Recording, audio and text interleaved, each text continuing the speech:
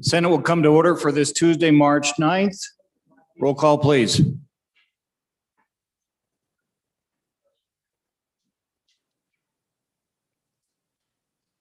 Roll call. Day 16. Anderson. Here. Baldwin. Here. Beitman.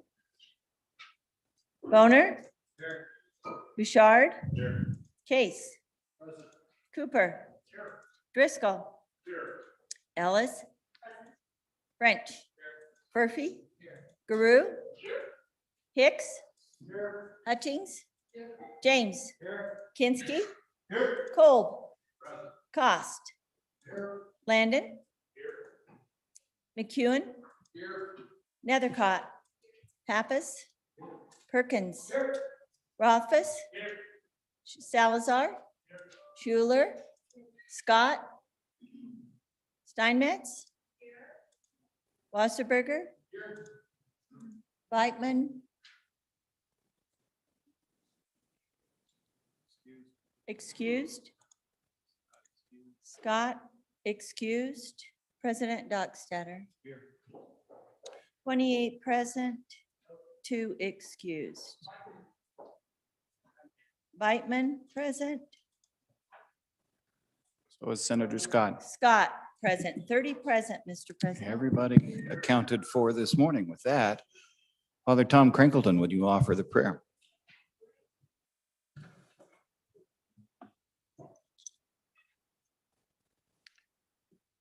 Let us pray. Divine physician and healer, you healed the sick, cured the leper, gave sight to the blind, enabled the lame to walk, and even raised the dead. We pray for your intervention and an end to the pandemic. Welcome into your heavenly realm those who have died from the virus, and give comfort and consolation to their families and friends.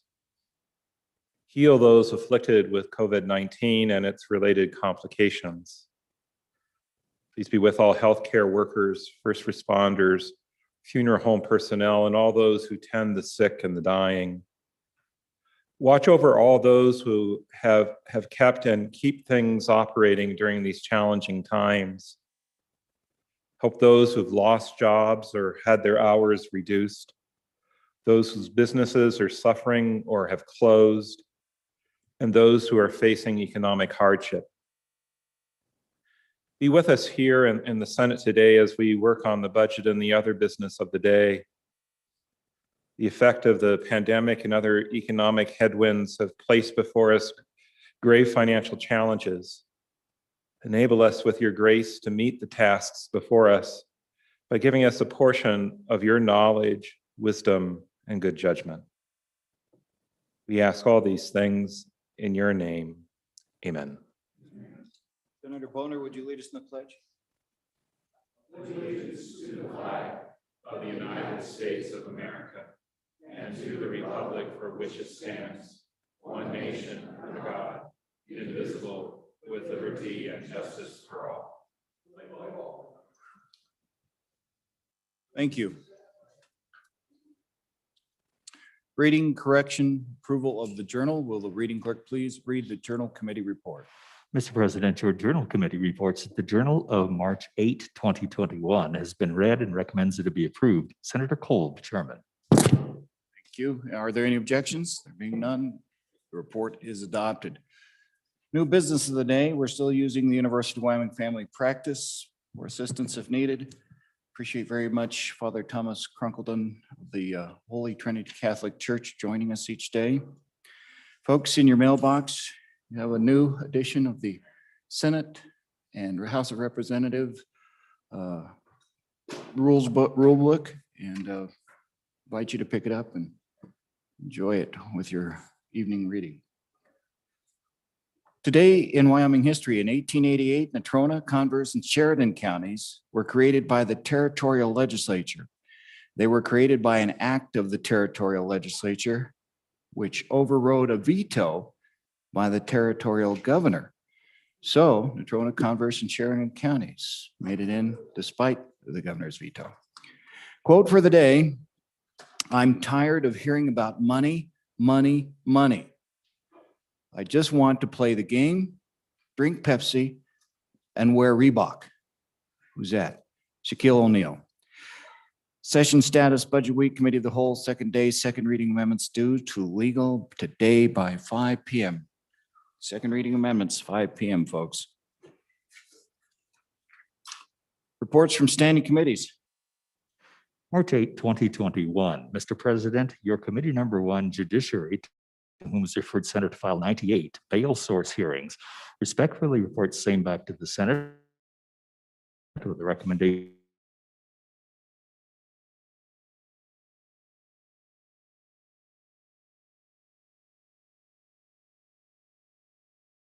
that it do pass 9, Minerals, Business, and Economic Development, to whom was referred Senate File 116, the Wyoming Business Council Director's Reduction. Respectfully report same back to the Senate with a recommendation that it do pass. Ayes, Senators Anderson, Beitman, Cooper, Rothfuss, and Wasserberger. Senator Anderson, Chairman. March 8, 2021, Mr. President, Committee number 9, Minerals, Business, and Economic Development, to whom was referred Senate File 148, Requirements Relating to Depositors Amendments. Respectfully report same back to the Senate with a recommendation that it do pass. Ayes, Senators Anderson, Beitman, Cooper, Rothfuss, and Wasserberger. Senator Anderson, Chairman. March 8, 2021, Mr. President, to Committee number 9, Minerals, Business, and Economic Development, to whom was referred Senate File 149, Oil and Gas, Royalty, and Tax Rates. Respectfully report same back to the Senate with a recommendation that it do pass. Ayes, Senators Anderson, Beitman, Cooper, Rothfuss, and Wasserberger. Senator Anderson, Chairman. March 8, 2021, Mr. President, your committee number 10, Labor, Health, and Social Services, to whom is referred Senate File 154, Medicaid Expansion with Federal Match Requirements, respectfully report same back to the Senate with a recommendation that it do pass. Ayes, Senators Baldwin, Furphy, and McEwen. No, Senators Bouchard and Hutchings. Senator Baldwin, Chairman. March 8, 2021, Mr. President, your committee number 9, Minerals, Business, and Economic Development, to whom was referred Senate File 39, Digital Identity. Respectfully report same back to the Senate with a recommendation that it do pass amended. Ayes, Senators Anderson, Beitman, Cooper, Rothfuss, and Wasserberger. Senator Anderson, Chairman. March 8, 2021, Mr. President, Committee number 8, Transportation, Highways, and Military Affairs, to whom was referred Senate File 73, Tolling Authority for I-80. Respectfully report same back to the Senate with a recommendation that it do pass amended. Ayes, Senators Anderson, Furphy, Landon, and Pappas. No, Senator McEwen. Senator Landon, Chairman. Thank you. Senator Salazar. Thank you, Mr. President. Point of privilege, if I may. Please do.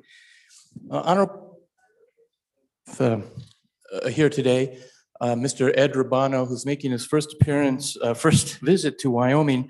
I served with Colonel Robano in the military for over 20 years, and I think he contributed over the last 20 to 25 years in almost every major military engagement.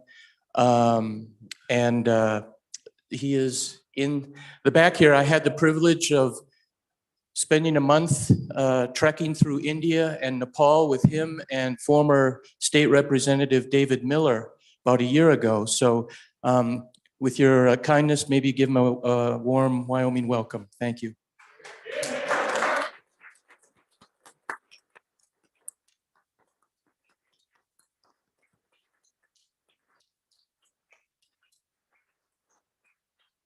Colonel Robano, welcome to the Senate. Any further privileges? Senator Case. Mr. President, privilege of the floor. Please do. Thank you, Mr. President. Mr. President, I want to thank everyone in the staff and the Senate for the wonderful sentiments that you gave me with the collection of cards and your well wishes. And I read every single one of them, and they really got you right here. Thank you, Mr. President.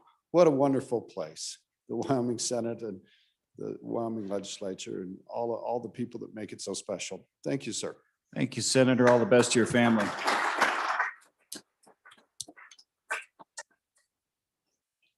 Senator Ellis, Thank you, Mr. President. May I have privilege of the floor? please do. Senators, I Well, thank you, Mr. President. Senators, I welcome a really remarkable young lady from Cheyenne into the gallery today. Her name is Lisbeth Kidd. She's with her parents, Sandra and Andrew, excuse me. And Miss Kidd is a really remarkable young lady. She graduated from Cheyenne East at the age of 16 and is now attending the University of Wyoming. About this time last year, she was among the first class of women to join the Boy Scouts of America. And this, since she's done that, she's been working toward getting her Eagle Scout recognition. And you may have looked at the paper this weekend, Mr. President, and saw a really neat article about her project. She has been working for in our Lakeview Cemetery to make sure that the graves of local veterans were properly identified. There are at least 844 veterans who are buried in Lakeview Cemetery on Seymour Avenue, and some of them were missing their proper markings to indicate where those graves were located. So that was her project, and she's just a really outstanding young lady. And just as a point of information for the body, only about 8% of the Boy Scouts will ever achieve Eagle Scout status, which she just did. So she's in the audience with her parents. Let's give them a warm Cheyenne, Wyoming welcome.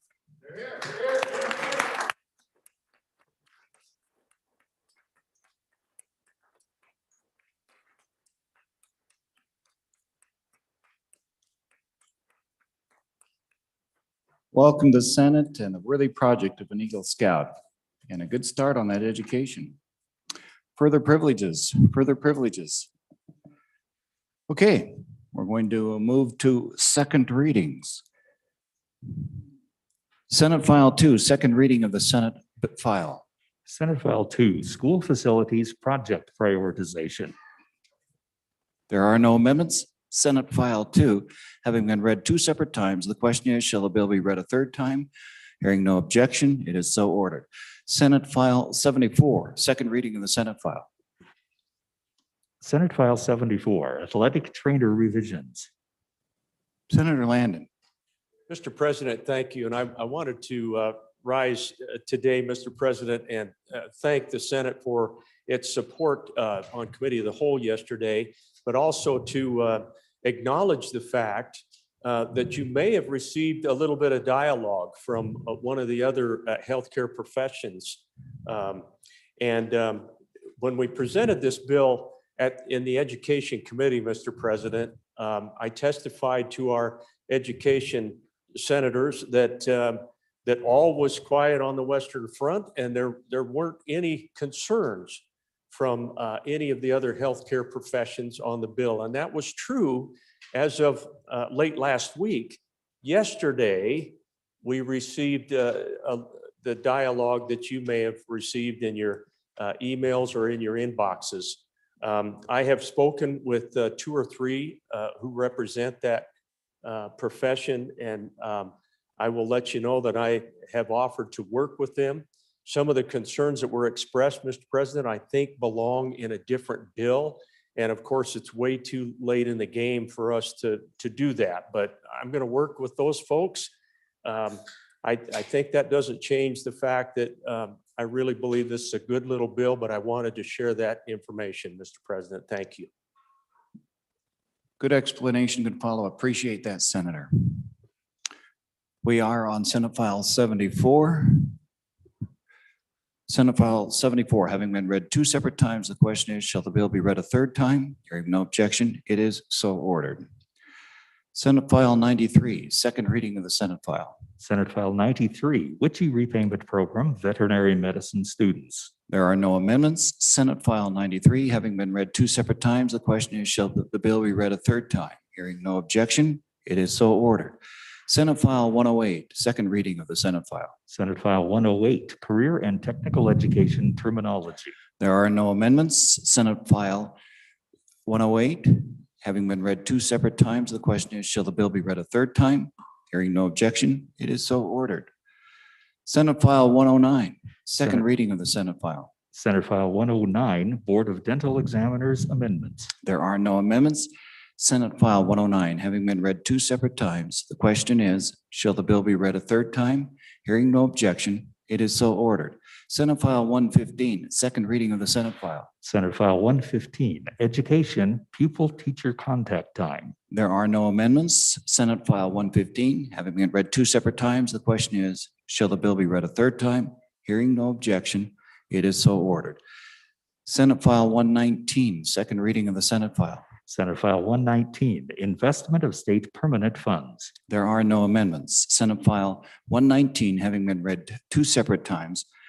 The question is, shall the bill be read a third time? Hearing no objections, it is so ordered. Senate File 120, second reading of the Senate file. Senate File 120, investment of state non-permanent funds. Senate File, there are no amendments. Senate File 120 having been read two separate times. The question is, shall the bill be read a third time? Hearing no objection, it is so ordered. Senate File 130, second reading of the Senate file. Senate File 130, charter schools. There are amendments. Reading clerk, read the amendments. Senate File 130, second reading amendment number 1, page 3, line 7, delete. Thank you. Senator Rothfuss. Thank you, Mr. President. Mr. President, I move second reading amendment number 1 to Senate File 130 and ask the body's favorable consideration. Mr. President, this is a little nuanced cleanup based on a situation that arose for one of the charter schools in my district. We have two. There is language in the existing charter school statute that explicitly precludes charging tuition, which is a good thing, that these are public schools and we wouldn't want that. But the way the language is structured is perhaps broader than we might intend. And we state right now, tuition shall not be charged by a charter school. The particular charter school I'm discussing has a pre-K, a preschool effectively.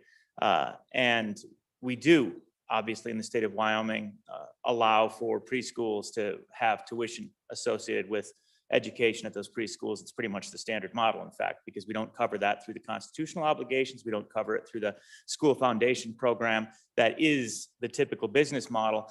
But as the attorneys for this particular charter school were contemplating the language, they were under the impression that it would preclude them as a charter school from charging tuition for their pre-K activities, which, Mr. President, I don't think was ever the intent, but I can see where you might read it that way. This amendment makes it clear that you can't charge tuition for K through 12 school activities, which would then clarify through exclusion that they would be able to provide a tuition request for the pre-K. And if there's any questions, I'd be happy to answer them. But I see this as cleanup of the intent. I'm surprised they actually had the concern, but they did express the concern, and hopefully this would address that concern, Mr. President. Thank you. Senator Driscoll. Friendly amendment, Mr. President. Thank you. Further discussion or question on the amendment? Question having been called, all those in favor say aye. Aye. Those opposed, nay. The amendment has passed. There is another amendment. Reading clerk, reading the amendment. Senate File 130, second reading amendment number 2, page 3, line 11, delete. Senator Ellis. Thank you, Mr. Chairman. I move second reading amendment number 2 to Senate File 130 and would ask for the body's favorable consideration. Senators, recall that this bill will provide 2 tracks for an applicant to apply for a charter. It preserves the ability for a charter applicant to still work with their local school district or go through the State Land and Investment Board. During our discussion of the bill, there was some concern about when that would occur and what that process would look like. And so to provide more clarity, this amendment would require that before the SLIB receives the application, that the applicant would work with the Wyoming Department of Education's accreditation team to ensure that compliance measures are being met. And so in looking and doing some research about that, what that entails, there are 25 criteria. There are many requirements, and I think this provides a level of insurance that charters will still provide quality education, have adequate staffing, and just that proper oversight we want them to have. So I'd urge your consideration, but happy to answer any questions. Discussion on the amendment or questions on the amendment? Senator Driscoll. Ditto, friendly amendment. Thank you. Thank you. Any further discussion or questions? Do we have a question on the amendment? Question on the amendment. Those in favor say aye on the amendment. Those opposed, nay. The amendment has passed. That is second reading amendment number 2 to Senate File 130. Senate File 130. Having been read 2 separate times, the question is, shall the bill be read a third time? Hearing no objections, it is so ordered. Senate File 155, second reading of the Senate file. Reading. Senate File 155, limiting firearm seizure and regulation during emergencies. There is an amendment. Read in the amendment. Senate File 155, second reading amendment number 1, page 2, line 18, before. Senator Nethercott. Thank you, Mr. President. I move second reading amendment number 1 to Senate File 15 and ask for your favorable consideration.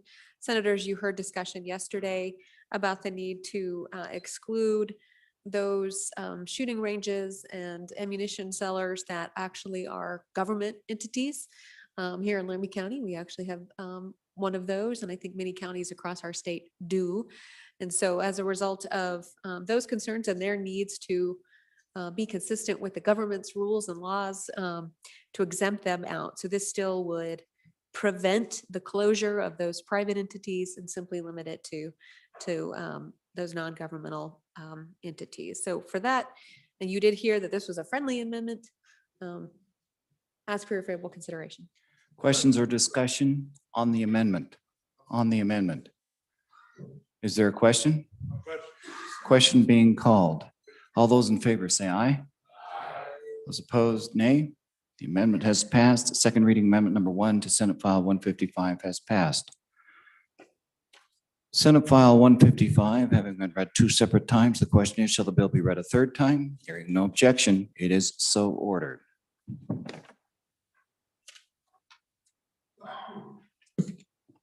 Bills on third and final reading.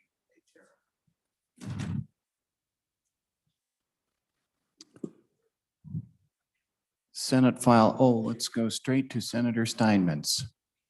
Thank you, Mr. President. I would request that Senate File 80 be held back 1 day. Absent objection, Senate File 80 will be laid back 1 day.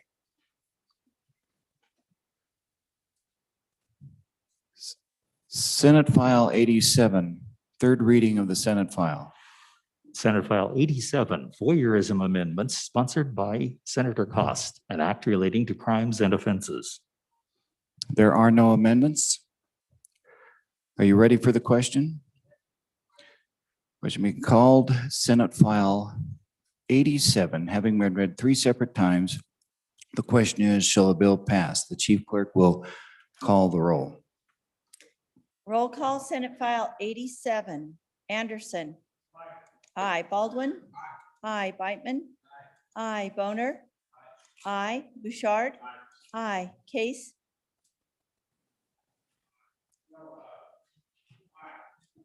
Case. Aye. Cooper. Aye. Driscoll. Aye. Ellis. Aye. French. Aye. Furphy. Aye. Guru. Aye. Hicks. Aye. Hutchings. Aye. James. Aye. Kinsky. Aye. Cole. Aye. Cost. Aye. Landon. Aye. McEwen.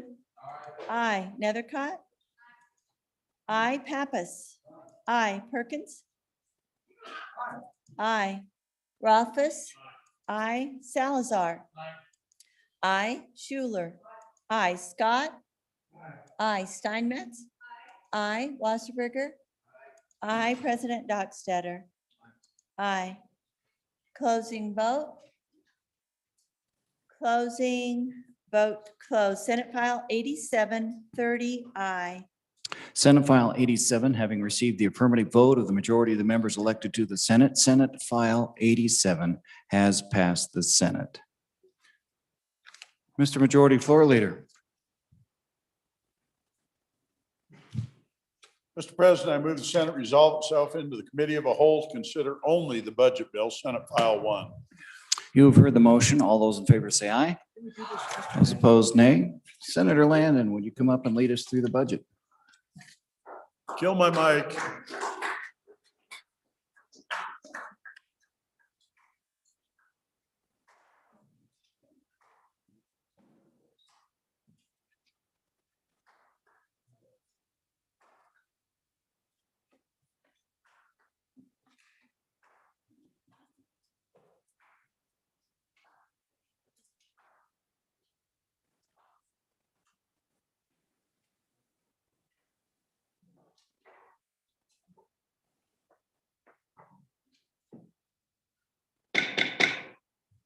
Elected official.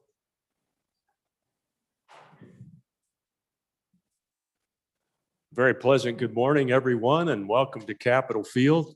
There's a blue sky overhead and lots of green grass. The pitchers and the catchers are warming up and we're getting ready for the doubleheader. We're ready for some baseball. I'm sorry, that's the wrong script. The Committee of the Whole will please come to order for consideration of Senate File 1. I believe, to the Chairman of Appropriations, I believe we left off at Section 51. Is that correct?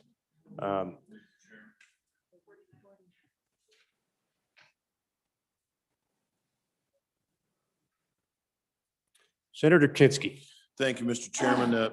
Before we get into Section 49, I had some follow-up, and I'd ask for extended privilege of the floor to just share some information with my colleagues that came up in the discussion yesterday.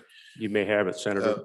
Fellow senators, with regard to Department of Health Unit 48, a couple of answers for you, I hope. First, the question actually came from you, Mr. Chairman, about do they have the capacity to respond to an emergency such as some nursing home situations we faced in the past? And they said, yes, they do. They can't actually deal with anybody who's insolvent. They can respond if the residents, for instance, of a nursing home are in health and safety jeopardy. So in the case of the two nursing homes several years back, they responded not due to the insolvency, but due to concerns as to whether the residents would receive food and appropriate health care. So they have the authority in those situations to place those institutions into receivership, which they did. And when they do that, not only do they run the operation, take over the employees, but they're also entitled to all the revenue streams, such as from Medicaid and the nursing home reimbursement or what have you, is otherwise the provider's otherwise entitled to. In that situation, the insolvency was not related to reimbursement rates, but rather just financial issues with the company running the show. Within 2 months, the department had buyers for both of those facilities who purchased both facilities and are operating them still to this day.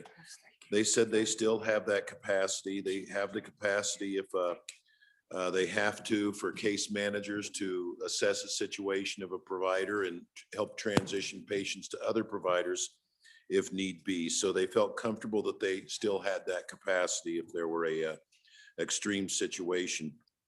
The next question that I was asked to look into was colonoscopies. And Senator, did you scope that out last night? Let's examine that. And what did you find? Scope it out. okay, I just need a minute here.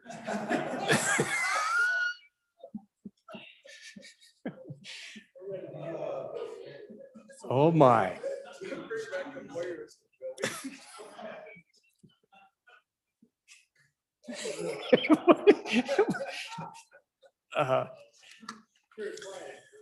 So they are maintaining the program better than I'm maintaining my composure. They said the residual that they've retained in the program is for individuals that typically have no insurance or underinsured. They think that there's been sufficient change in terms of options available to some of the population that they need not maintain the full level of funding. With regard to the rate reductions, I emailed to you 2 handouts from the department that gives you an idea of how closely they track their reimbursement rates. Amongst other things, they track our reimbursement rates for Medicaid relative to other states. And there's a chart there that shows that our Medicaid reimbursement is near the top in terms of how other states compare on Medicaid as a percentage of Medicare reimbursement.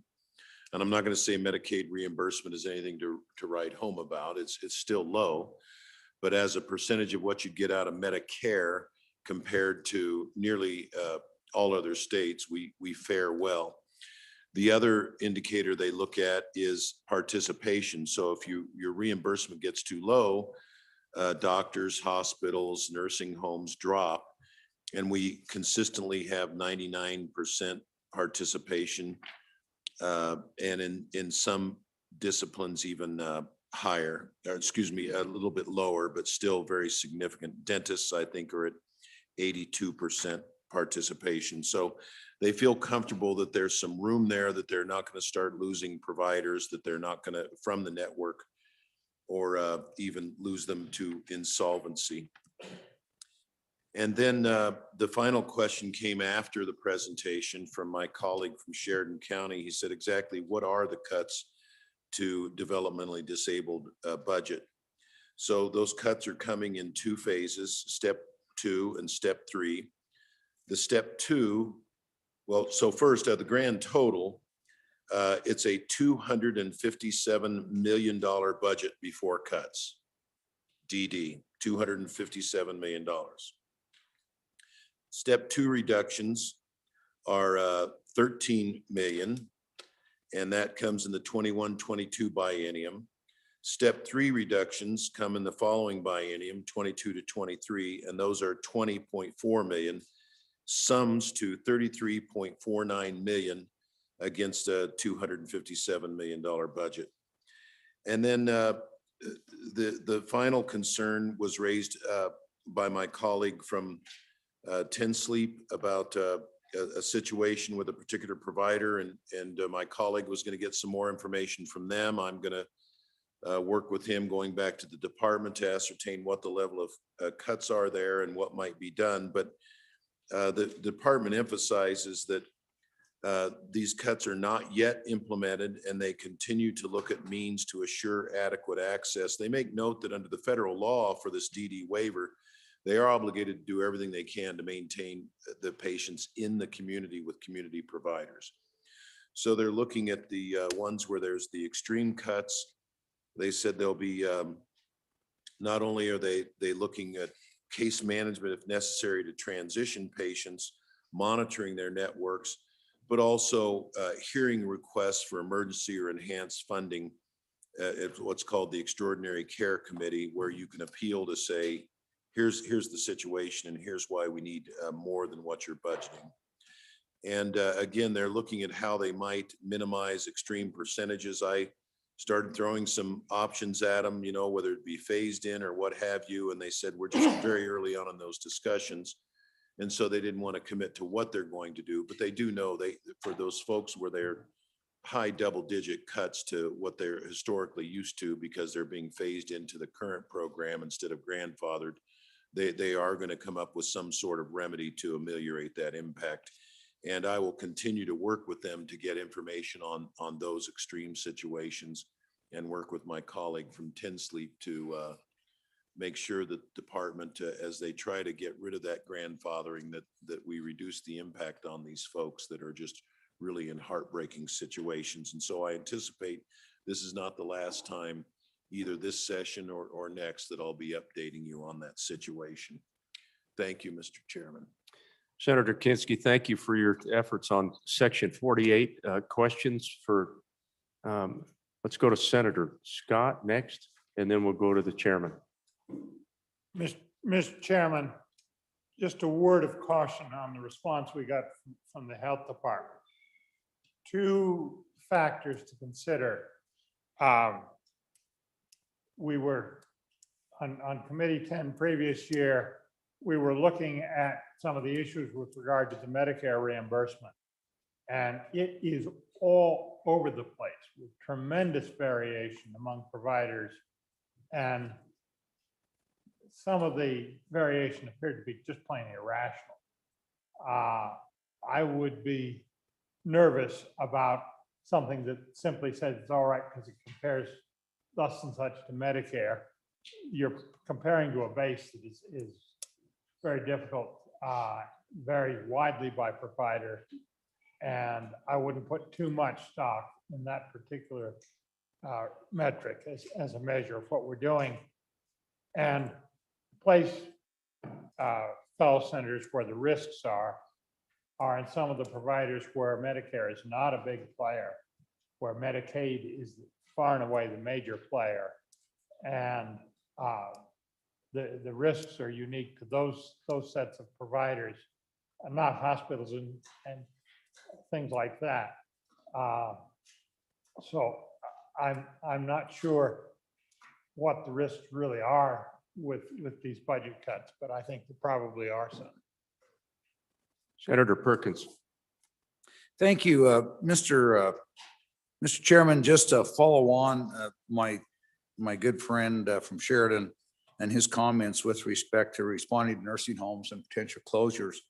I just had a couple of thoughts that I wanted to add in on that. First of all, I just wanted to publicly recognize the good senator for all his hard work on, where, as you can tell, he put in a lot of extra time to bring us that information and encapsulize it in a way that, as distressing as it is, but it was informative and well done. I just want to recognize him for that extra work.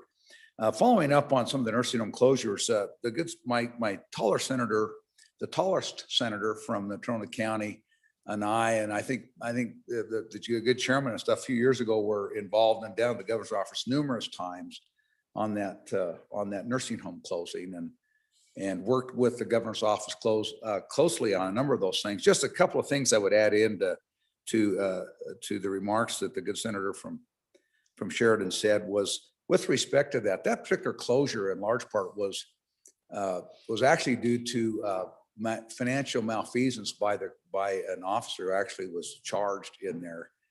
And it wasn't that he embezzled so much that the business went under, but he embezzled, and in an effort to cover that, they did not understand their clear financial picture. And so they were making decisions thinking that their financial condition was one way when it was indeed another.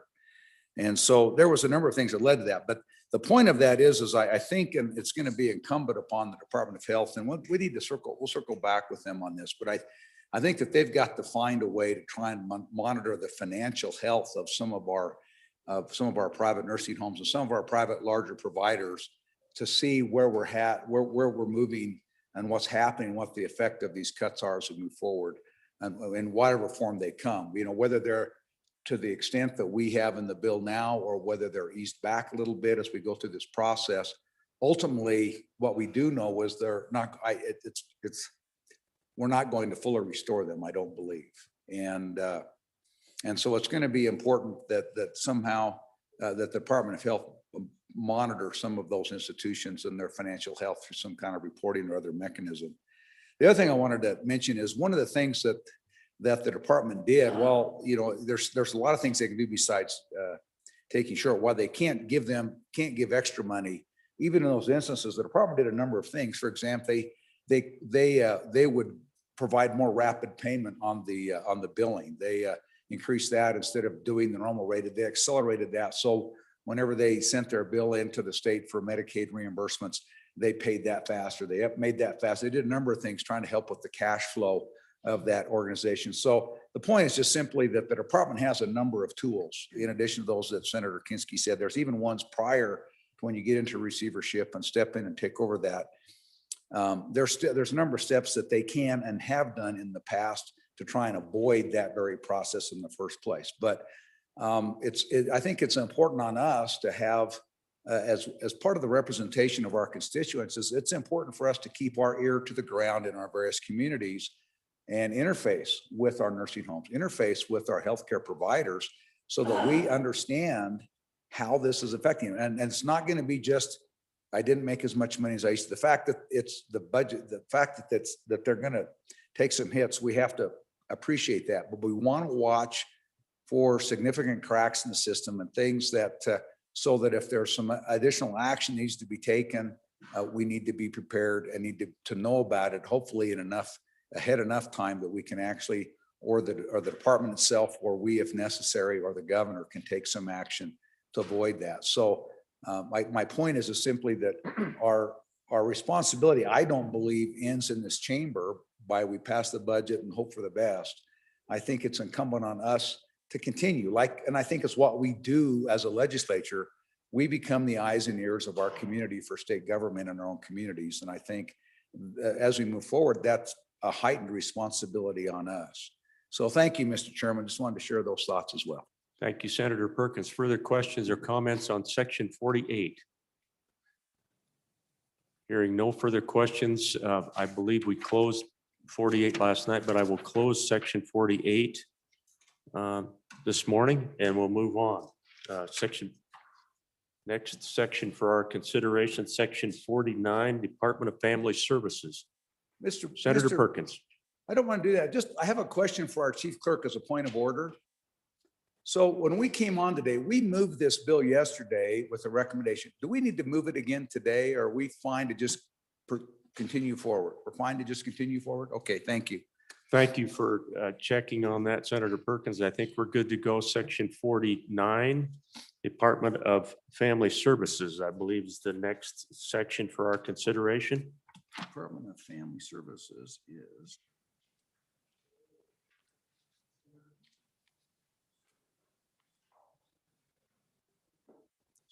Senator Hutchings.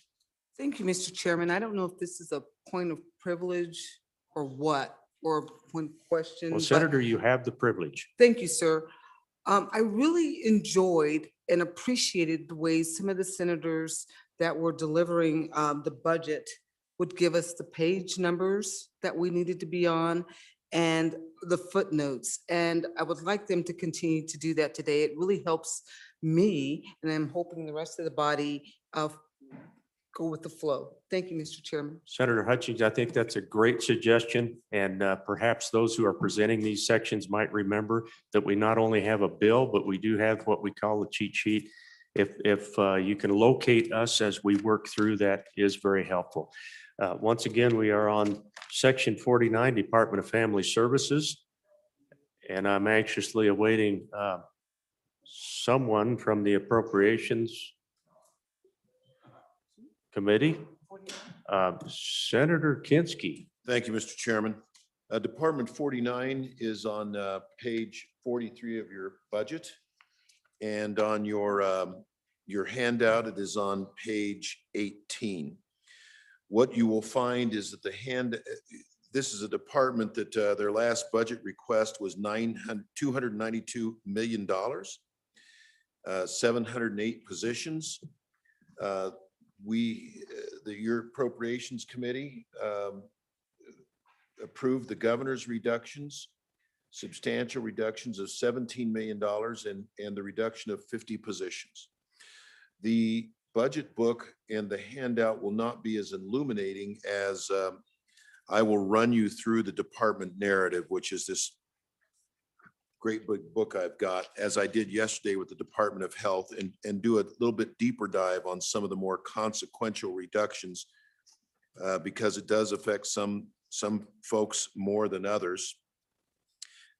So you'll notice on the cheat sheet that there are two primary areas of the budget that are affected by these reductions. The first is called institutions, and the second is a unit called assistance and services. So I will start by reviewing the reductions in institutions under the Department of Family Service budget. And the first institution is the boys' school in Worland. The first reduction, a minor one, but $200,000 is to utilities. They're going to go to overall lower temperatures in the buildings, and they are going to impact the food and food services budget, which may affect the quality of the meals, but they're going to bid that out, buy in bulk, and change the brands and types of food purchased. Next is in the boys' school is elimination of 2 positions in the security division. That saves $250,000. Next in the boys' school is reduction in Medicaid mental health services. This is, they currently have an agreement with an outside provider for 4 full-time therapists. That looks like that's going to be going to 2.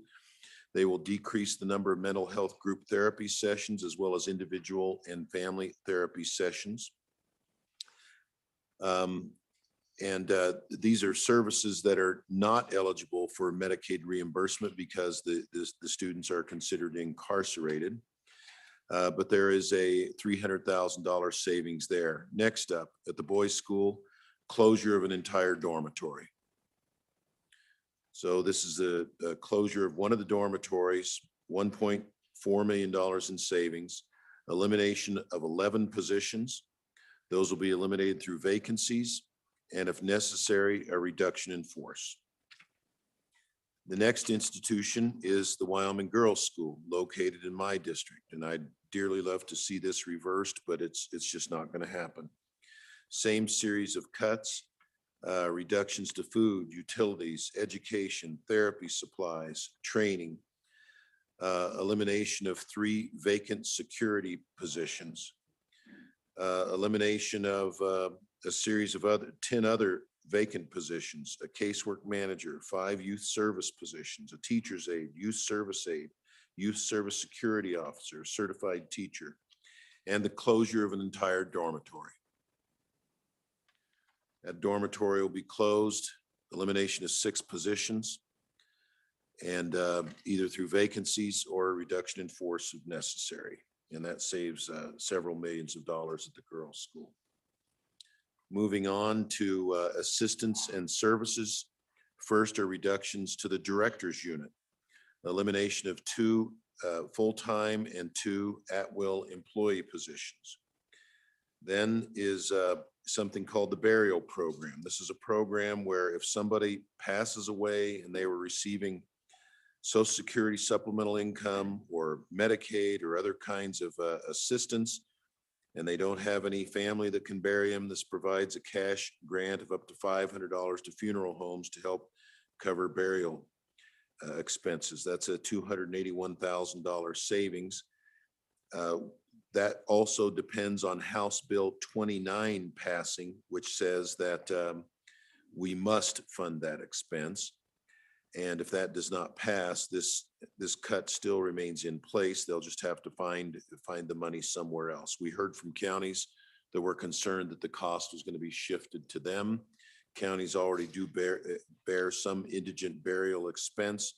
This could potentially be an additional expense on top of that. Next is a $100,000 reduction in computer replacements. Then in the director's unit again, elimination of 2 vacant positions.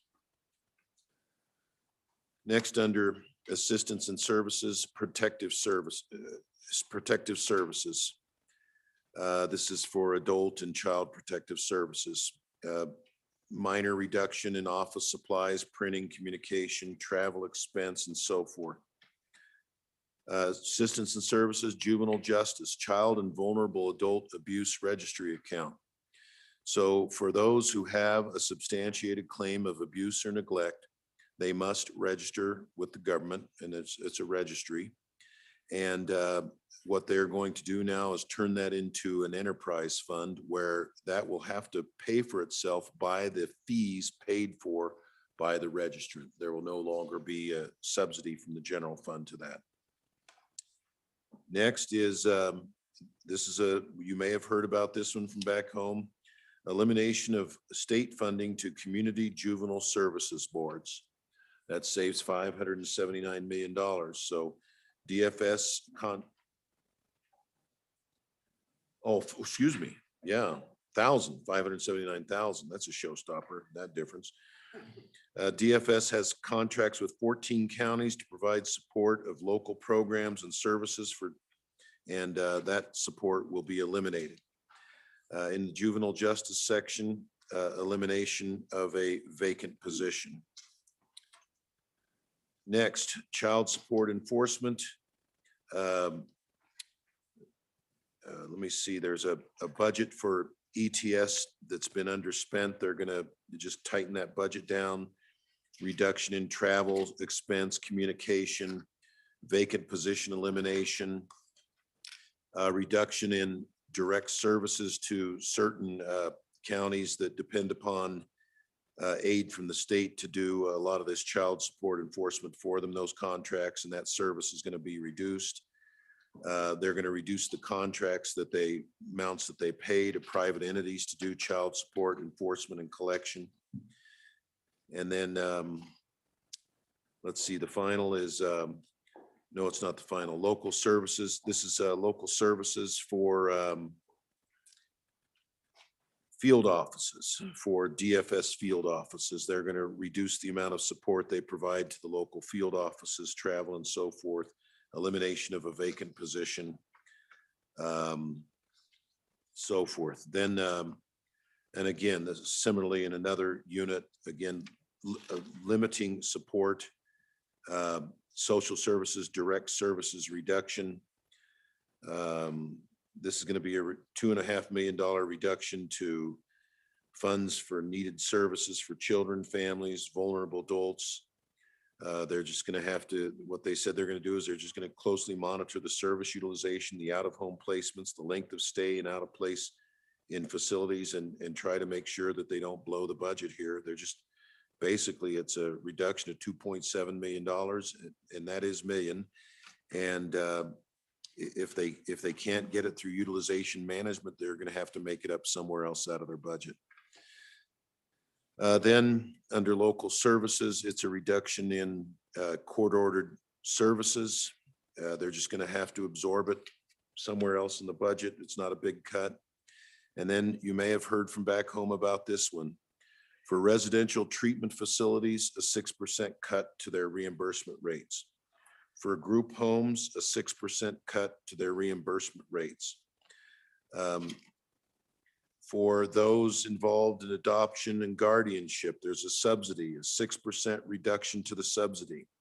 For those that are taking care of foster kids, they receive a subsidy, a 6% reduction to that subsidy. And then there is we have a contract with the tribes to provide social services on the Wind River Reservation. This would be a 20% cut to that social services contract. So not too many areas that weren't impacted by that DFS cut, and I'll stand for questions. Thank you, Mr. Chairman.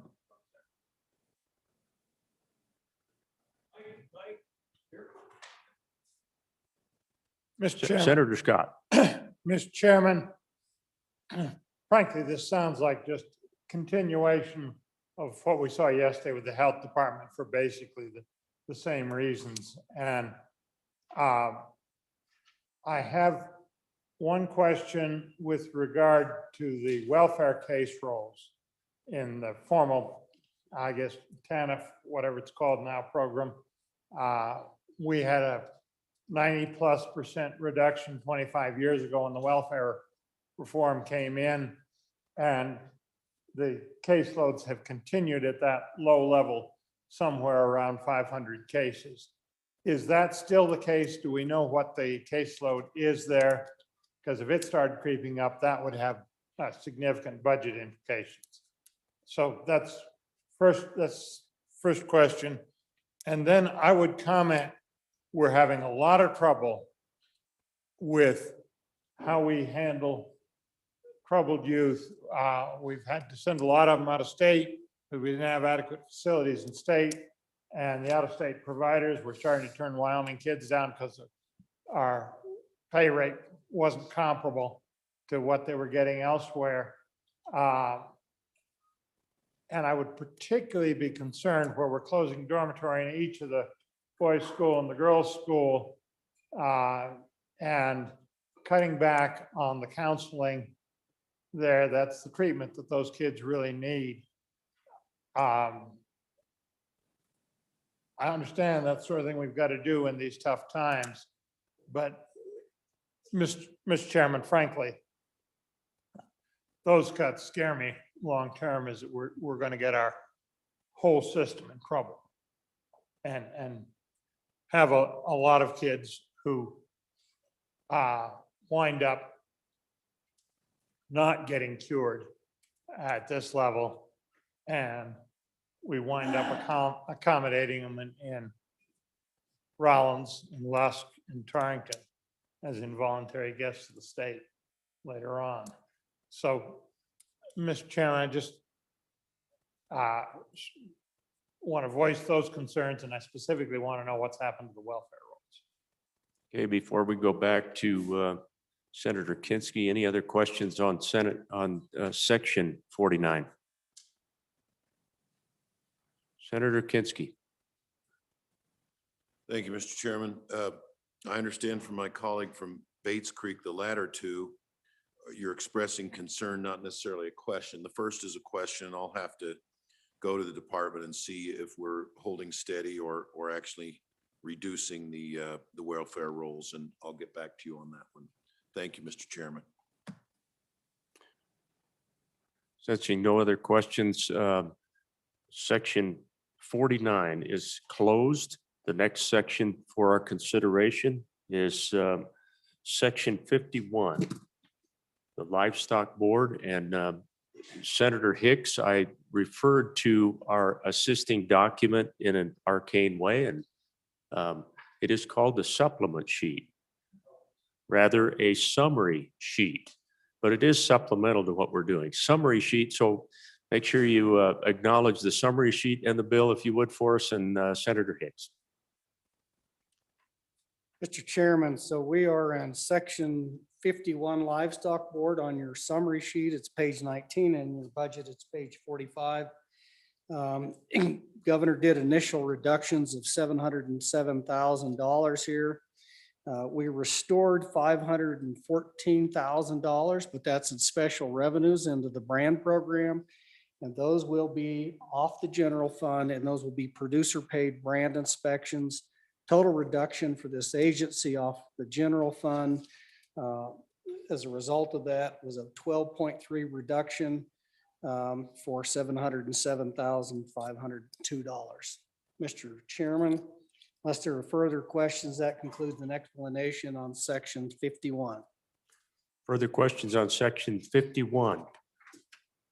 Hearing no further questions, section 51 is closed. The next section for our consideration, section 53, Department of Workforce Services.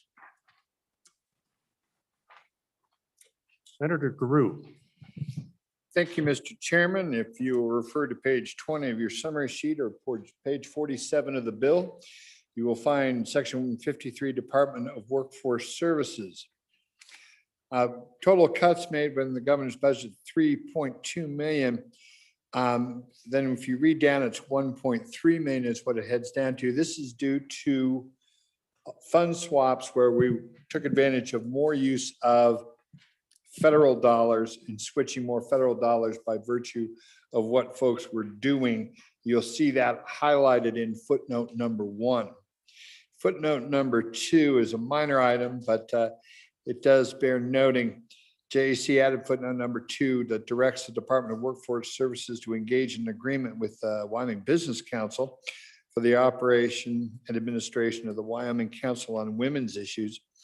It's a small amount of money, $55,910, and you'll see that referred to in the budget for the Wyoming Business Council. And like I say, the fund swaps are delineated more on 1 and on 4, 5, and 6. And with that, I'll be glad to stand for questions. Questions on section 53? Questions? There are no further questions. Section 53 is closed. The next section for our consideration is section 57, Community College Commission.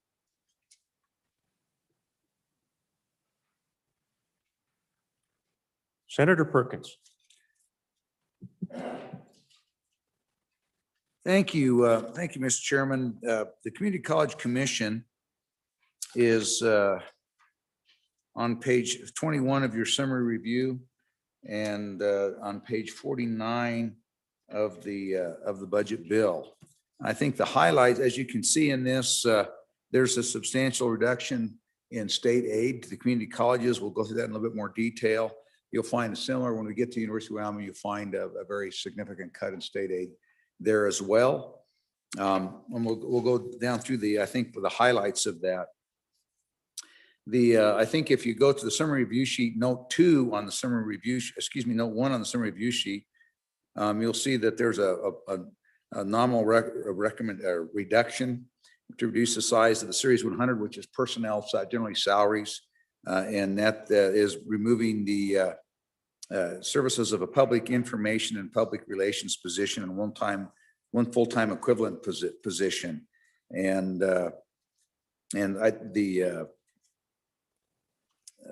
then if you go to note 2 on the summary review, you'll see that they added back in. This was just really just kind of a fund swap a little bit, but also it analyzes to the extent there was a reduction.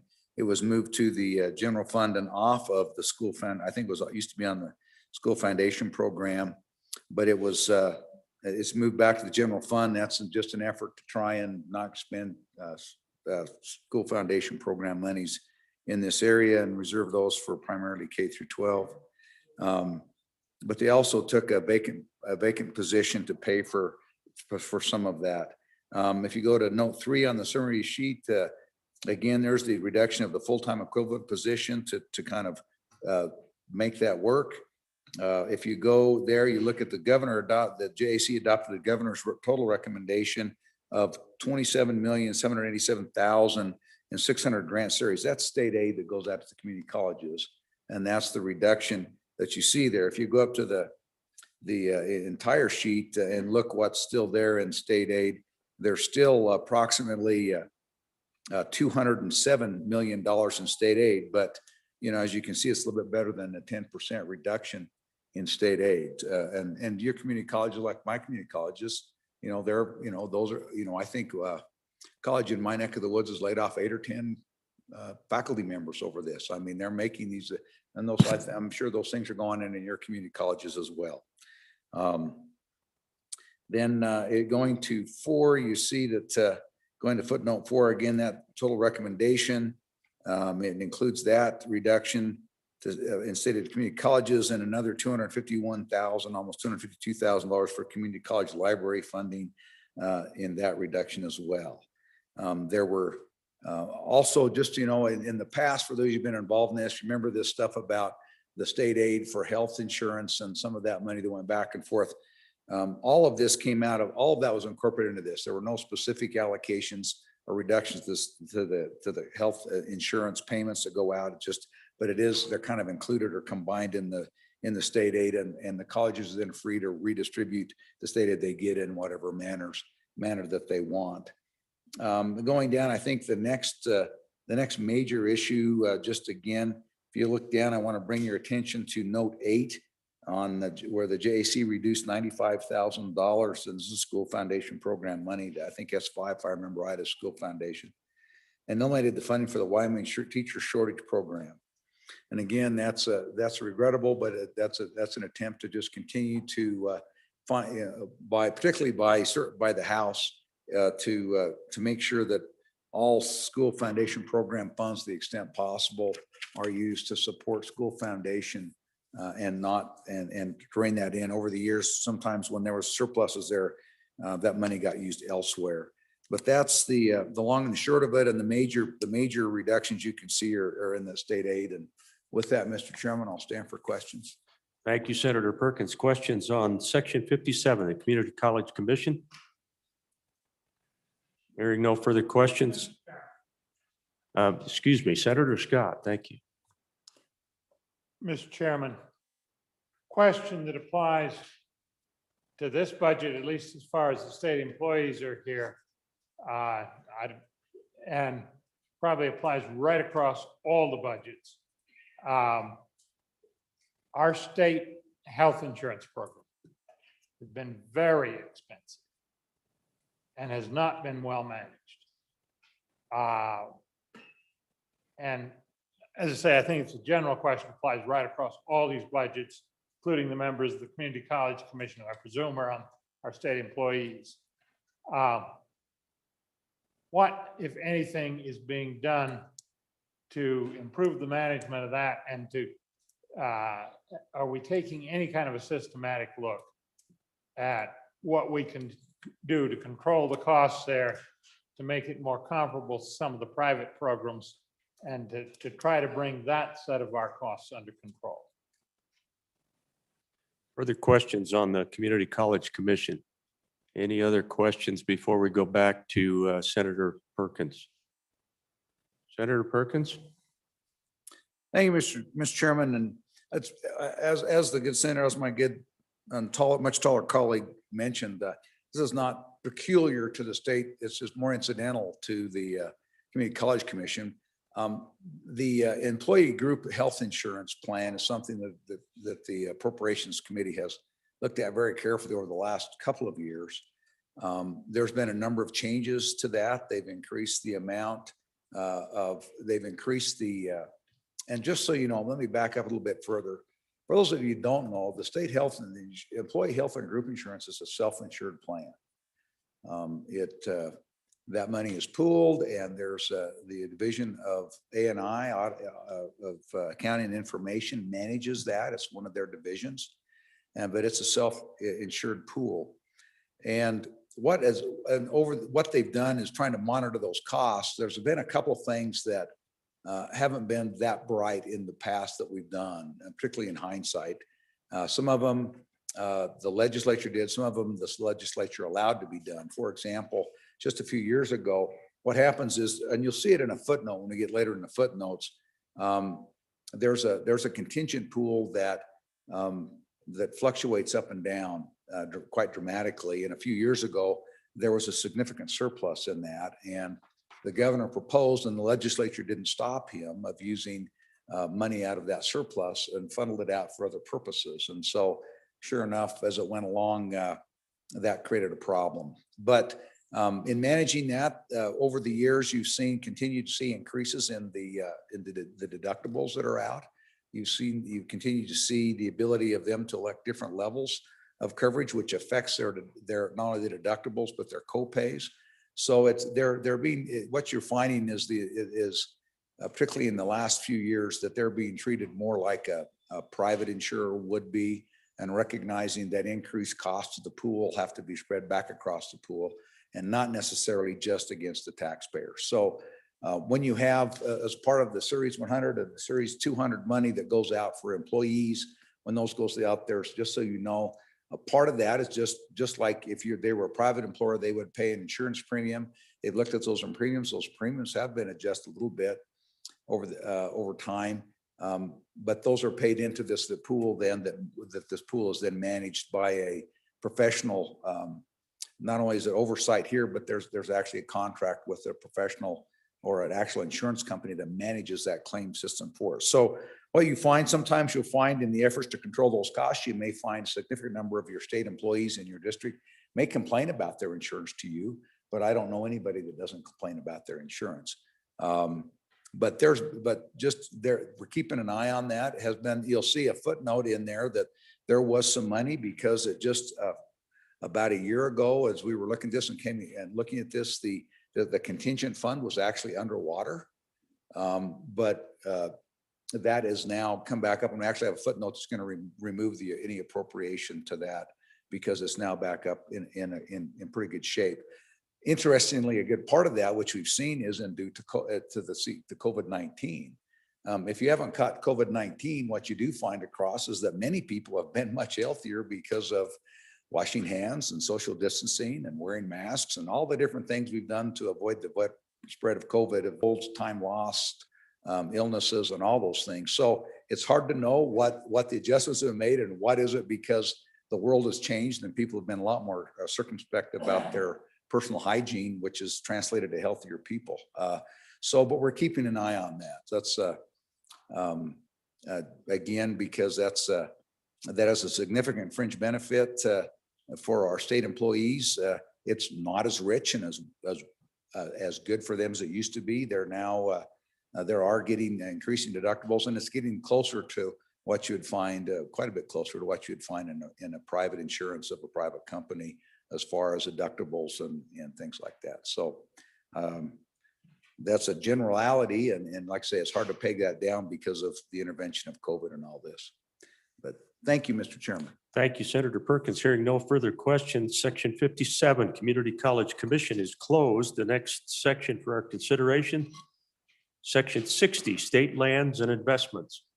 Senator Hicks. Mr. Chairman, page 22 of your summary sheet and page 51 in your budget, state lands and investments, the governor's initial reductions resulted in a $3.24 million reduction. Went back and restored some of that funding. Excuse me, $456,000 to the forestry department, which were federal funds that we shifted those onto. And then you'll see there's a $1.15 million. Those were some drinking water state revolving funds that we replaced with MRGs. And then a total reduction on the governor's reduction then was $1.6 million and the elimination of one FTE.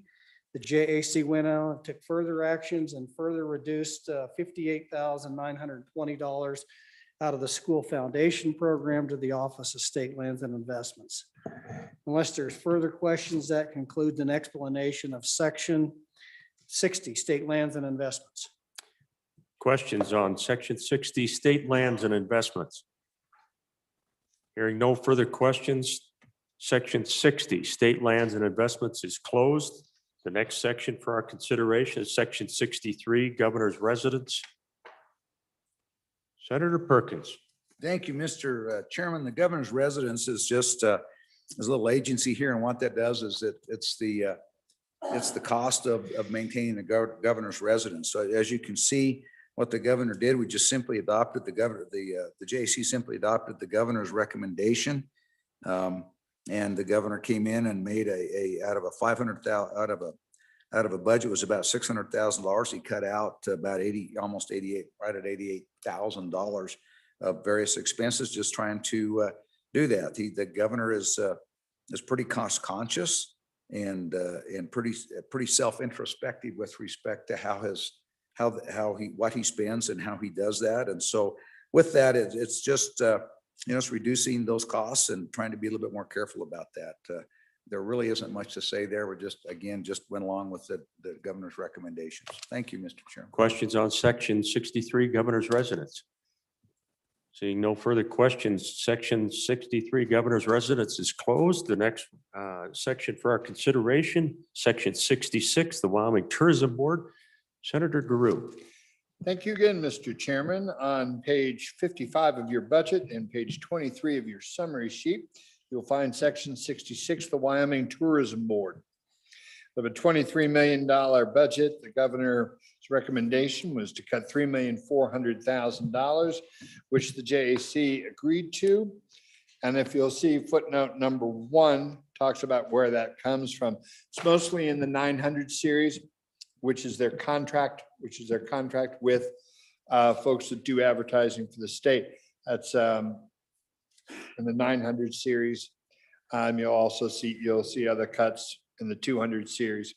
But like I say, the majority, 2.7 million is in that 900 series contractual.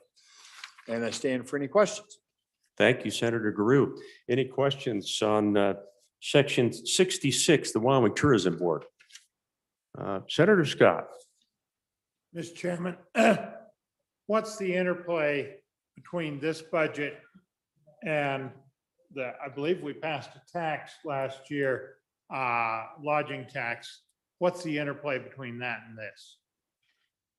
Further questions on section 66, the Wyoming Tourism Board, before we go back to Senator Guru? Any additional questions? Okay, Senator Guru, thank you. Thank you, Mr. Chairman. To my friend from Page Creek, I don't believe any just yet. Right now, the tax just started being collected in January of this year.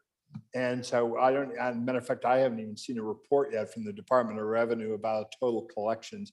Given the COVID-19 and everything else, I would doubt it would be a significant amount, and it won't start to show in until probably July. But right now in this budget, it's not showing, but it will show up in the governor's next budget, I'm sure. Hearing no further questions, section 66, the Wyoming Tourism Board is closed. The next section for our consideration, section 67, the University of Wyoming.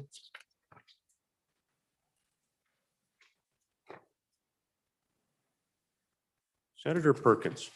Thank you, Mr. Chairman. The University of Wyoming starts on page 56 of your budget bill and page 24 of your summary review sheet. When you look at the University of Wyoming, much like community colleges, the biggest part of the story is the biggest part of the story is the reduction in state aid. If you go and look at note 1 on the summary review sheet, I think I'll say summary review And just leave it there. I'm gonna mess up on that sheet word. But anyway, the JC You didn't mess up adopted as that. bad as I did, Senator Perkins. I called it something. We don't call it that anymore. I So sat up on the slitted sheet, I sat. But anyway, you see that there's a significant reduction of a recommendation of 42,900,000, and so we're at $43 million in state aid to the university. Just so you know, the members that who are new to this, the university, there's two parts to the university budget. There's a part A and a part B. We fund a significant part of I can't remember if it's part A or part B, but the combined budget of the university is about 500 million a year. Or yeah, it's about double what you see here in a biennium, excuse me. And so the one part is just funds that are accrued directly to them. It's tuition. It's all kinds of things that come directly to them. The other part then is the significant amounts put it by state aid. But as you look at this, there's a $43 million reduction you see in the series of grants and aid. That's the full state reduction. It also includes, just so you know, if you go to note 3 on the summary sheet and note 4 on the summary sheet, it also includes in that number, the block grant was reduced, as you see in note 1, $38,600,000. Then also in note 3 of the summary sheet, you see that there was also a 2.2 million reduction to the University Family Practice residents grant and aid. And also on note 4, also to WWAMI, there was almost a $2.2 million reduction in the WWAMI and YDEN programs. We also added a foot 9 into the budget bill, which you find on page 62 of the budget bill, and added that footnote 9, I believe. Yes, we added the footnote 9. And so what we're doing there is as in the footnote 9 is where it's intended of the legislature that the current and alternative affiliations or scholarship mechanisms for the delivery of Wyoming graduate medical education, including the costs and benefits of the state, shall be presented in the university's Wyoming standard exception budget request for immediately succeeding fiscal biennium. So we're doing is looking at that, and the whole point of that is to look at that, take a hard look at that, maybe think outside the box and see if there's some other ways to do that. Should we continue to send folks to the University of Washington? Should we continue to send to Creighton and places like that? Should we look at other places? It's just to look at the whole thing again and see if we're getting the bang for the dollar and the bang for the buck that we want for our students that we have in those programs. And also, of course, to see if there's some way that we can get or keep those efficiencies up. I'd also point out, I think that if you go to note 8 on that, you see a recommendation, a series of $6,250,000 for grants and aids for endowments. And we struck a footnote 8 to conform with the governor's recommendation of reducing the $6.25 million, which is money that was going to the engineering, the science initiative and College of Agriculture and College of Engineering endowment programs affected some of that. And you see there's some also grants and aids to the School of Energy Resources, Tier 1 Engineering, to a very modest one to NCAR, to the Memorandum of Understanding there. I would also note for you that while there was a $6.25 million, $6.25 million in that endowment reduction, there is still $15 million that is continuing to go there, and will continue to support those endowments and scholarships in those schools, even with those reductions. So that's, I think those are the highlights of what we did to the University of Wyoming, and would stand for questions, Mr. Chairman. thank you, Senator Perkins. Questions on section 67, the University of Wyoming. Senator Ellis. Thank you, Mr. Chairman. If the good Chairman of Appropriations would maybe answer some just kind of historical background. Just looking at the budget bill itself on page 58, there's the appropriation of $10 million for a state match for the booster organization. If I could just get some recollection on how much we normally fund that at, and just a little more discussion about that, I'd appreciate it. Thank you, Mr. Chairman. Further questions on section 67, University of Wyoming, before we go back to Senator Perkins. Senator Anderson. Mr. Chairman, I'd just like to point out that that we're making considerable cuts to community colleges and the University of Wyoming. And we have one other education group that we need to make some cuts to also. Thank you. Thank you, Senator Anderson. Further questions, Senator Wasserberger. Well, thank you, Mr. Chairman. Just a question about the impact that we will have on the WWAMI medical education program.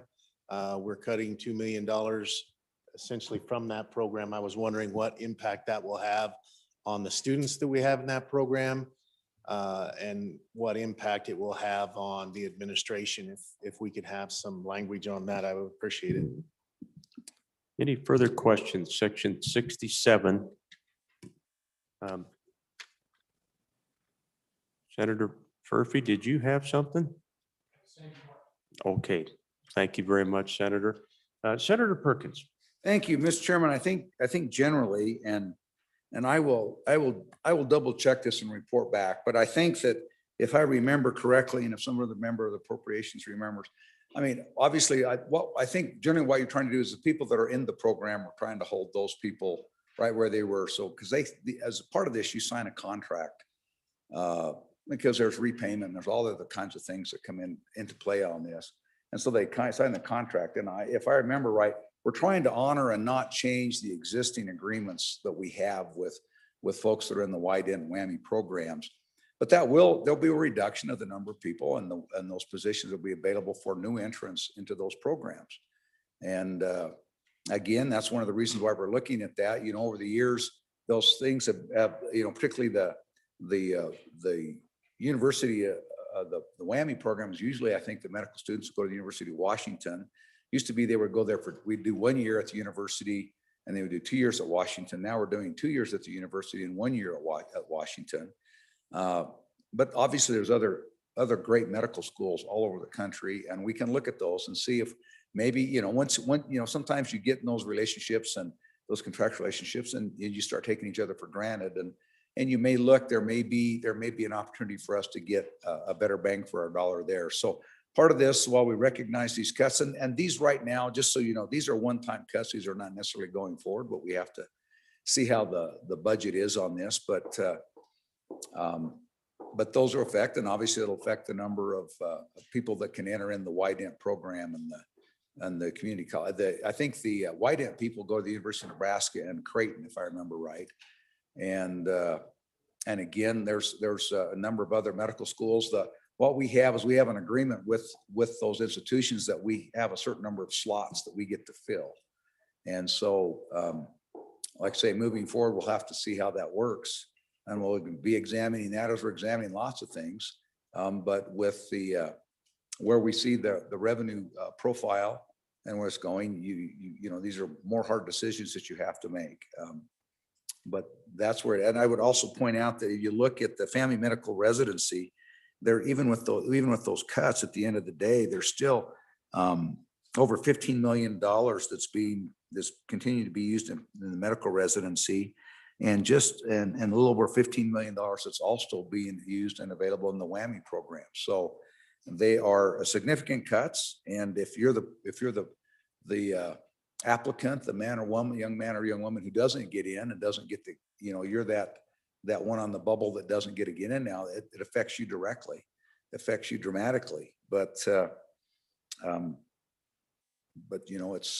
those are the hard choices that we continue to have to make with the fiscal situation in which we find ourselves. Thank you, Mr. Thank you, Senator Perkins. Senator Steinmetz, and then we'll come back to Senator Biteman. Thank you, Mr. Chairman. I wanted to address the $10 million for the Booster Club that's found on page 58, footnote number 4. And I just went and visited about that. That was something we really didn't discuss. It was in our last time's budget.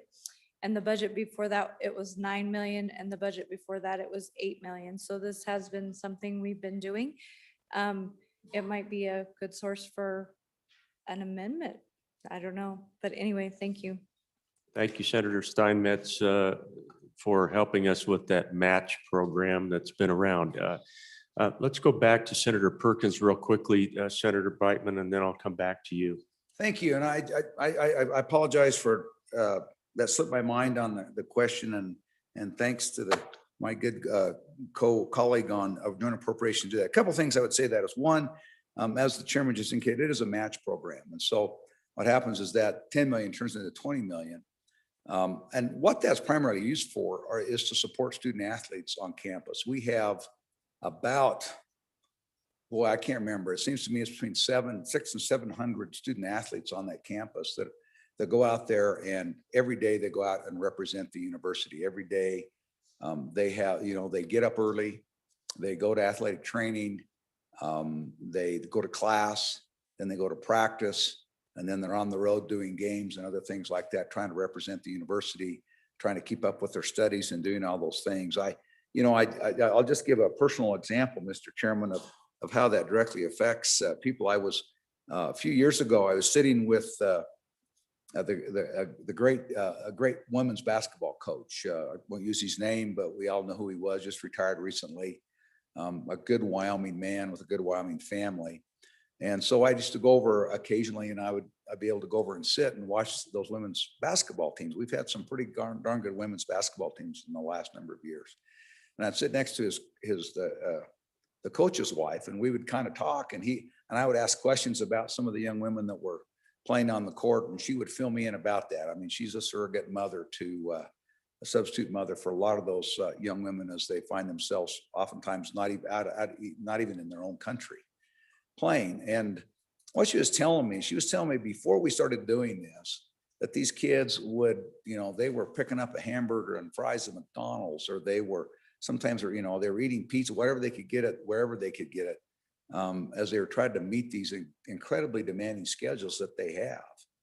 And since we've done this, we provide a training assistance for them. They get better healthcare. They get better athletic trainers. They get better medical care as they deal with sports injuries, and also as the high altitude training center that provides gets them in shape and helps to avoid injury with very dedicated and thought out and applicable conditioning and strength training programs for these athletes as they go. And so one of the important things was, that used to happen for the men in football and things like that. They got a great advantage. And with this, we've been able to spread that across all student athletes at the university, and particularly those that play in the Olympic sports and the ones that aren't so well attended, and particularly it's been just a tremendous support for women student athletes over there who used to almost be on their own.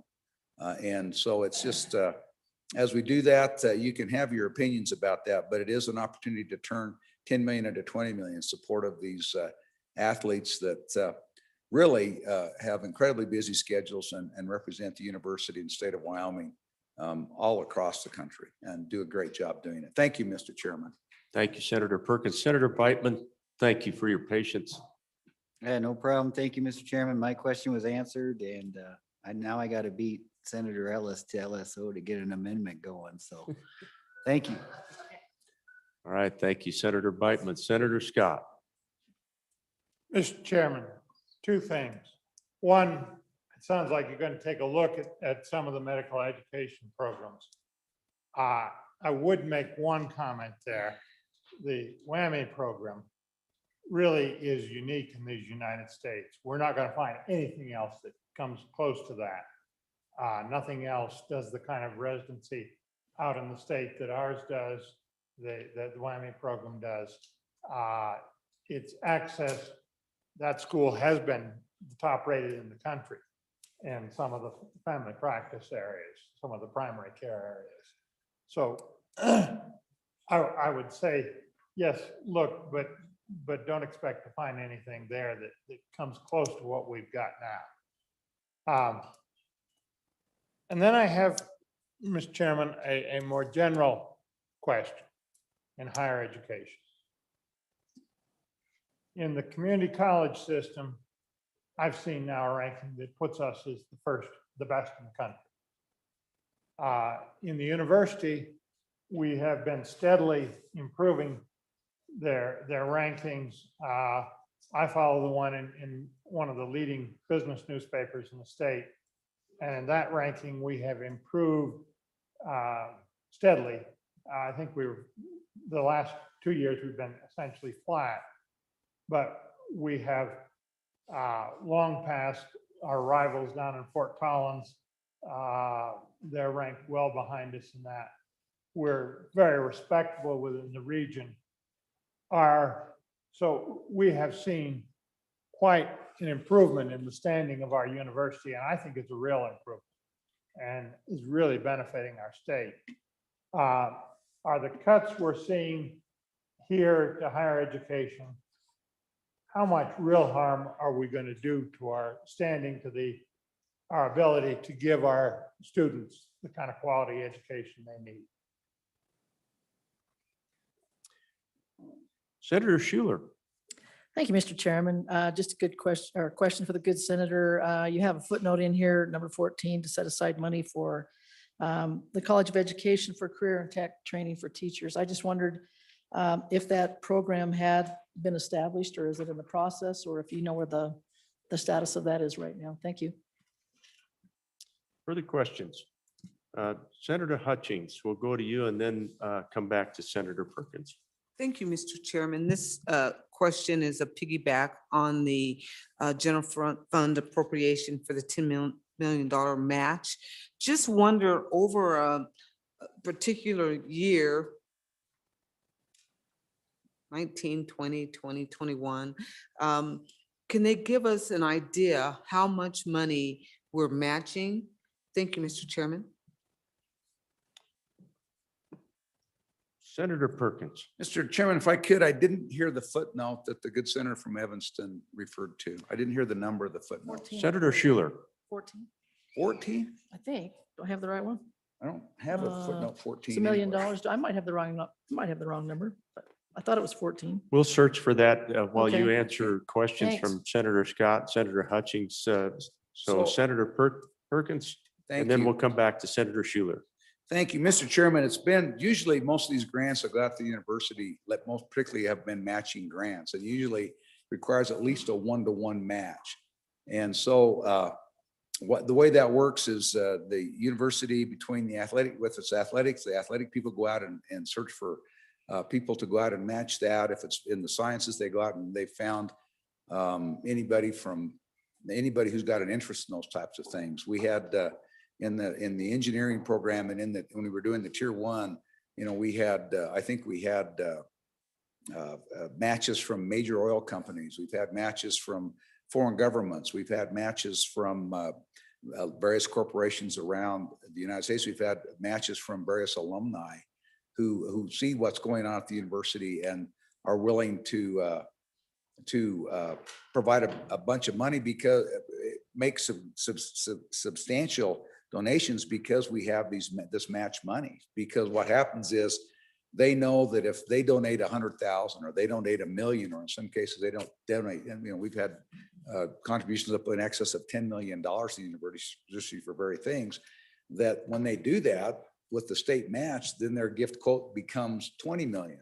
Now, again, I think you go back to former governor used to say, we can get a lot done if we don't worry about who takes the credit for it. But in doing that, we've been able to leverage that. In some cases, we've even had the 1-to-2 matches, where for every dollar the state put in, we've had 3 matches. So for every place you see a match, there's at least one other dollar that comes in.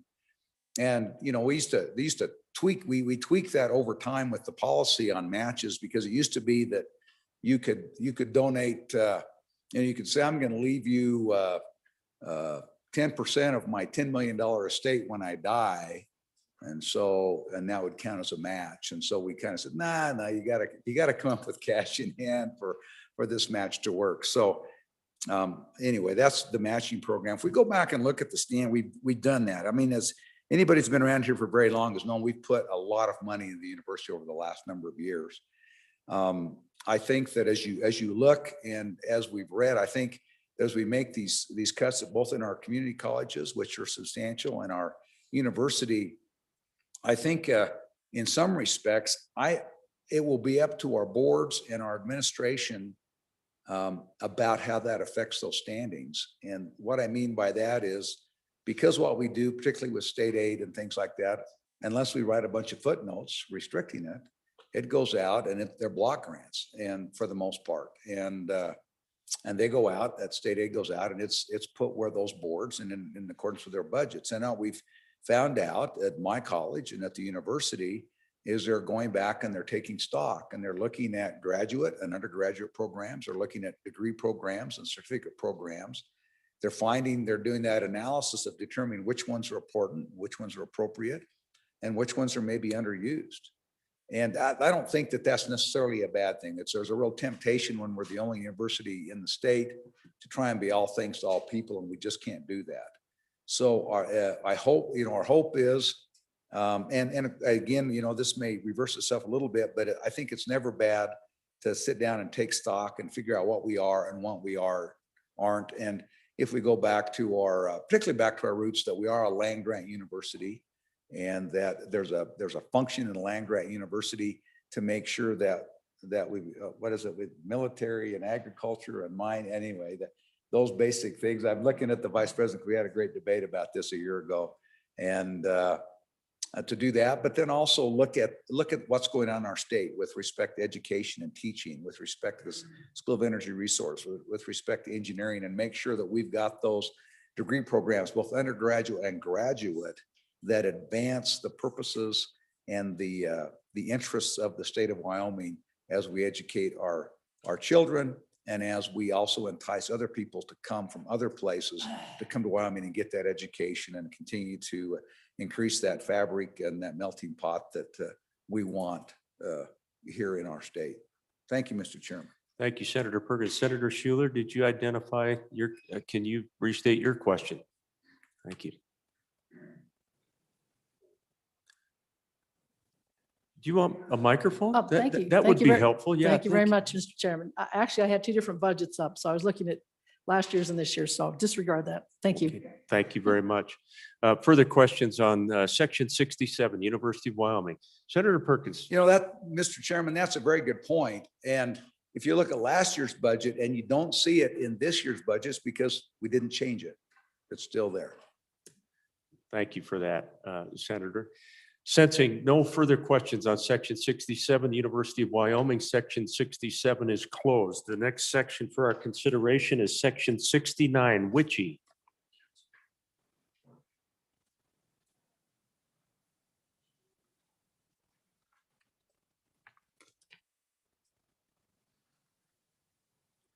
Section 69, Witchy. Senator Perkins. Yes, I have Witchy also. Thank you. You see in our Witchy program, we have there we just simply adopted the governor's reduction of $574,000 for the Western In-State Compact on Higher Education Student Grants. It's just a reduction there. So you see it at most time, you see those trying to be hitting that 11 to 13% reduction, and that's what we have here. Questions on section 69, Witchy? Questions? Sensing no further questions, section 69, Witchy is closed.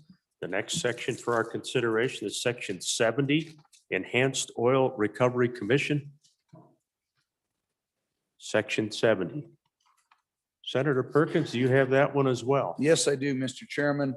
The Enhanced Oil Recovery Commission is kind of a research and technology transfer agency that looks to promote and assist in developing and sustaining enhanced oil recovery in the state of Wyoming. This program is somewhat autonomous, but they've offered up. The governor made these recommendations, and I actually sit on the board of the Enhanced Oil Recovery Commission, and they came and there's a retirement, so they let that retirement happen, and they didn't replace that one. They reduced 3 full-time equivalent positions. There is a modest reduction into grants and aid payment for oil recovery, and the technical board on advisory board on travel and printing, just pulling back in that again with a lot of things. There's been a number of meetings that were canceled because of COVID, and there's been, of course, like everybody else, more virtual meetings and less travel. Also, a recommendation of just a hair less than $700,000 Also, they used to hold an annual CO2 enhanced oil recovery conference. That didn't happen because of COVID. And so there's a reduction there because those funds didn't have to be expended. And they also were able to reduce office space to the Wyoming Energy Authority and contract services. Because they were there, and also they, like I say, they reduced 3 positions. The one retired and I think the others were vacant. They thought they could stumble along without those for a little while. So thank you, Mr. Chairman. Questions on section 70, Enhanced Oil Recovery Commission? Sensing no questions, section 70, Enhanced Oil Recovery Commission is closed. The next section for our consideration, section 77, Enterprise Technology Services. Senator Guru. Thanks again, Mr. Chairman. If you'll look on page 65 of your budget and page 25 of your summary sheet, you'll find section 77 ETS. You see a total governor's reduction of $6,856,000 and 10 FTEs. And if you read, direct your attention on the summary sheet to number 1 on the footnotes, the $6,128,000 reduction, 6 full-time equivalents, and then 100 series, 200 series support services, and all that is on the employee side. Look at number 2, direct your attention to footnote number 2. You'll see JAC adopted governor's letter number 4, which is for $3.45 million for critical IT hardware. And then you can read that down. And that is for the Wyoming Unified Network. And then if you track that down to number 4, you'll see a reduction in $3 million from the old Wyoming Unified Network. So that's kind of the backbone operation for the hardware system for a lot of the departments in state government. And I'll stand for any questions. Questions on section 77, Enterprise Technology Services. Questions? Sensing no further questions on section 77, Enterprise Technology Services, section 77 is closed. The next section for our consideration is section 80, the Department of Corrections. Senator Hicks. Mr. Chairman, we're on page 26 of our supplemental and page 66 of your actual budget bill. So this goes into one of your big agencies. This is a $250 million general fund agency. I will have to tell you that in my time on appropriations, the new director of the Department of Corrections come in here and did an outstanding job.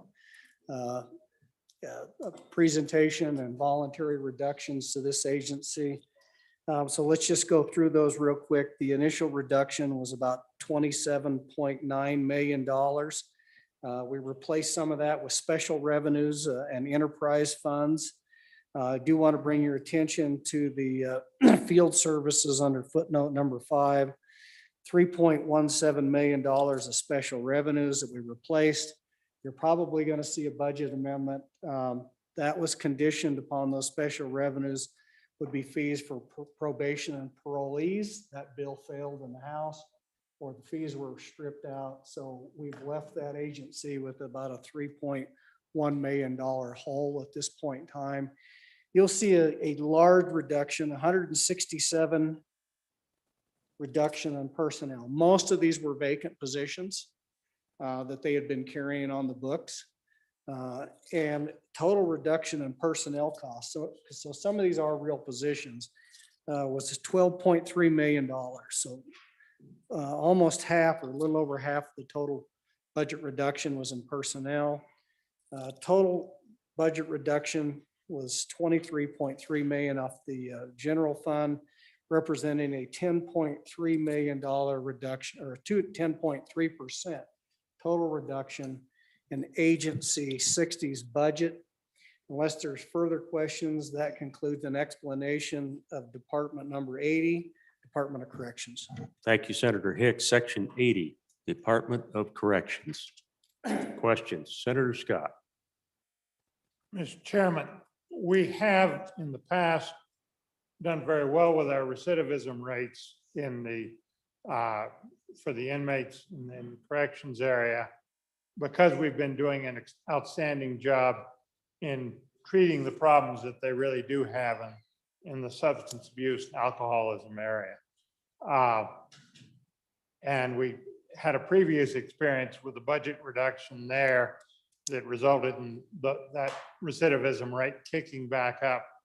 Are we affecting our ability to treat people with the reductions that are here? Senator Hicks. Mr. President, or Mr. Chairman, if you go to your supplemental and you go down there, you'll see there's been zero reduction in substance abuse and treatment program within the Department of Corrections. Okay, thank you, Senator Hicks. Anything further on the Department of Corrections, Section 80? Sensing there are no more questions on section. Senator Perkins. Thank you, Mr. Chairman. I think I've got one comment that may assist the tall senator. Otherwise, I know he's got, his question wasn't fully answered. It was partially answered. But I think going back to what the Vice President said again, the new director of the Department of Corrections is a breath of fresh air. And having, I was on, I haven't been on appropriations for 6 years, 5 years anyway, a while. And I can tell you that even from back then to what we experienced this year, we had a director who was just really very straightforward, very forthcoming about this. And quite frankly, one of the reasons we saw this in the past was it was one of, and this is my opinion. My opinion was that was a classic one of those situations where when you try and rein in a budget, that they cut a program that is very, very effective and very, very helpful. And they cut that with the idea that it will be restored. And I think that happened before. And as you'll see before, this one, we all recognize the value of this and the importance of this going forward. And I think this new director is a strong believer in that.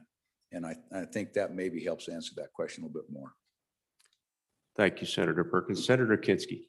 Mr. Chairman, also, I think it's important to emphasize to the body that this is not just an appropriations thing. There's this idea of how do we enhance our justice system so that instead of having people cool their heels, they're back home, they're working, they're supporting their families, they're paying taxes. And that requires a new look at our entire justice system.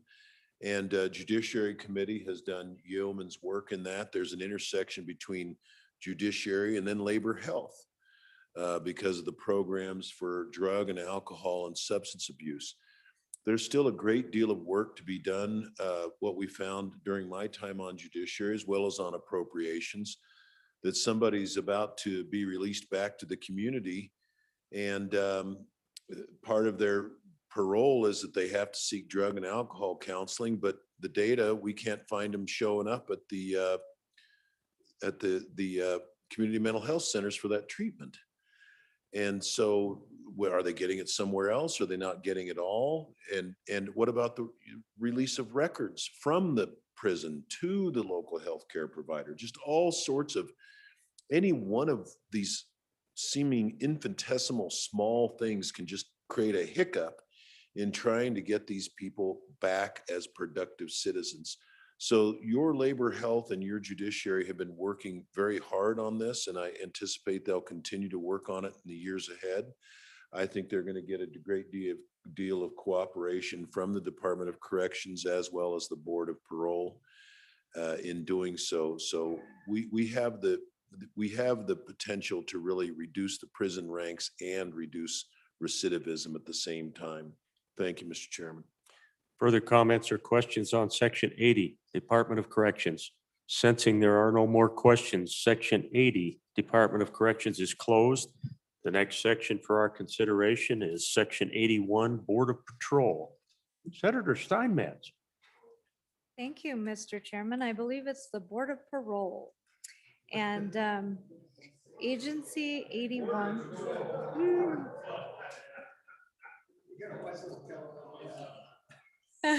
Agency 81 can be found on page 27 of your summary sheet and 68 of your budget bill.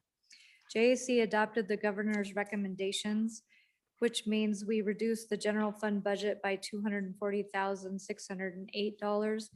for the general fund total reduction of 13.85%. Unless there are further questions, that concludes the explanation of section 81. Thank you, Senator Steinmetz. Questions on Senator Steinmetz, section 81, Board of Parole. Senator Anderson. Parole, whatever. I'm curious as to what they spend their money on. Is it all in salaries or do they have programs that they run other than that?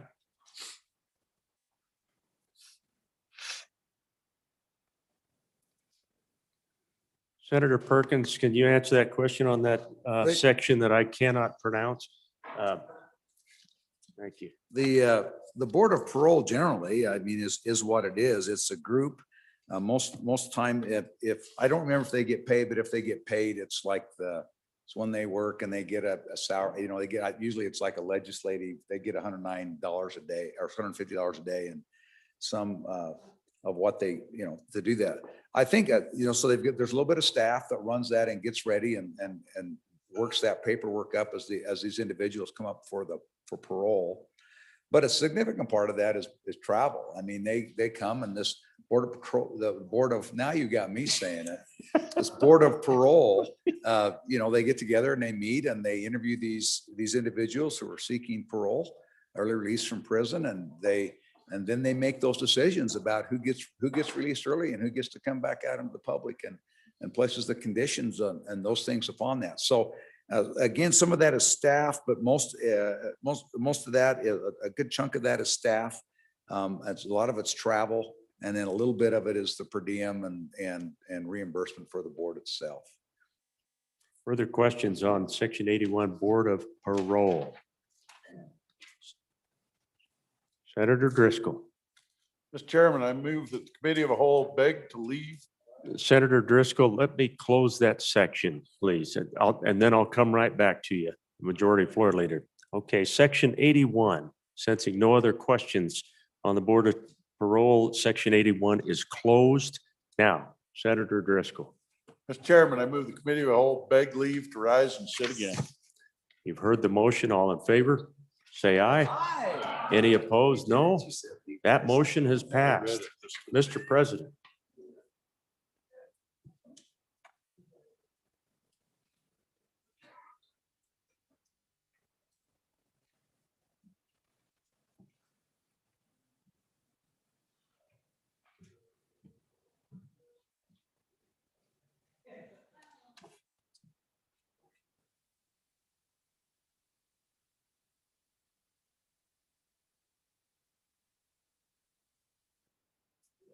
Mr. Majority Floor Leader, do you have a motion for us?